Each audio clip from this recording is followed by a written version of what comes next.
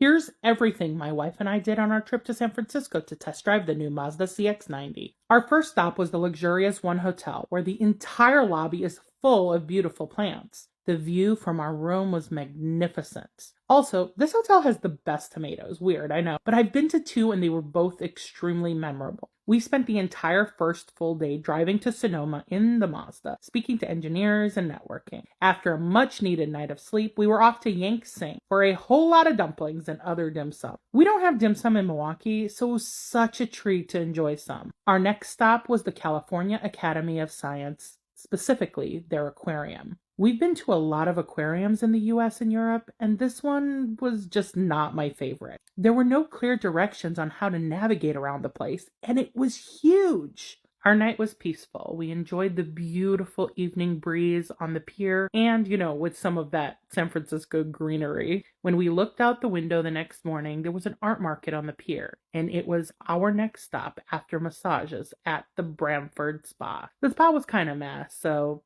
that's that, I guess. Usually my trips are heavily scheduled, down to the minute. So the market was a really nice change of pace. Just wandering around, hand in hand with my wife, we moved hotels that night to the Hotel Drisco, a boutique Edwardian hotel in Pacific Heights. This place had the most comfortable bed I've experienced in a US hotel, so we slept like babies. We knew we needed more dumplings before leaving San Francisco, so we headed to the Cheese Boat, a new Georgian restaurant with some seriously delicious khinkali and pretty good khachapuri. While we were eating, a bunch of people came in and were loudly telling the owner that they worked at the circus down the block. This was fake. Morgan and I met at the circus more than 7 years ago, but haven't been back.